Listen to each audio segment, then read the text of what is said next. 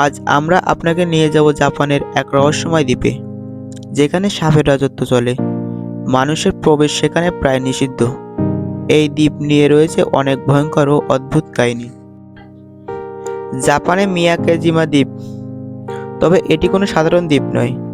স্থানীয়দের মতে এই দ্বীপে মানুষের চেয়ে সাপের সংখ্যা বেশি। দ্বীপটির প্রতি কোণে, প্রতিটি গাছের নিচে, এমনকি পানির কাছেও দেখা মেলে সাপের। কিন্তু কেমন সেই সাপ? এগুলো কি বিষাক্ত? আর এখানে এতই বা সাপ কেন? সবকিছু জানবো আজকের এই ভিডিওতে।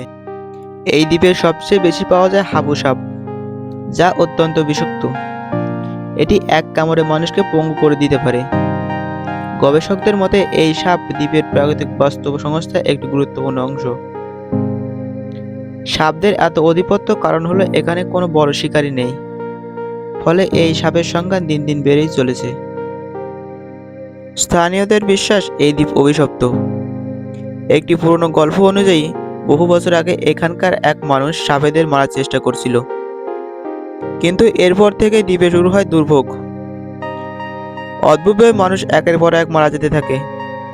কেউ কেউ বলে সাপের দেবতা নাকি এই দ্বীপ সাপের জন্য পবিত্র করে দিয়েছে। আরেকটি ঘটনা আরো ভয়ঙ্কর। 1990 সালে একদল অভিযাত্রী এই দ্বীপে রাত কাটাতে যায়। পরের দিন তাদের লাশ পাওয়া যায় এবং লাশের চারপাশে শুধু সাপ উপস্থিত দেখা যায়। আজ এই দ্বীপটি সাপেদের জন্য সংরক্ষিত। মানুষকে এখানে প্রবেশ করতে কঠোরভাবে নিষেধ করা হয়েছে। এখানে প্রবেশের চেষ্টা করলে জীবন ঝুঁকি রয়েছে। তবে গবেষকরা মাঝে মাঝে সাপেদের জীবনযাত্রা পর্যবেক্ষণের জন্য আসেন। এই দ্বীপ প্রমাণ করে যে প্রাকৃতিক সব প্রাণী একটি নির্দিষ্ট ভূমিকা রয়েছে। সাপেরা পরিবেশের ভারসাম্য বজায় রাখতে গুরুত্বপূর্ণ ভূমিকা পালন করে। তাদের ছাড়া এই বাস্তব সংসার ভেঙে পড়তে পারে। জাপানের এই সাপের রাজত্ব সত্যি এক রহস্য ও ভয়ঙ্কর জায়গা।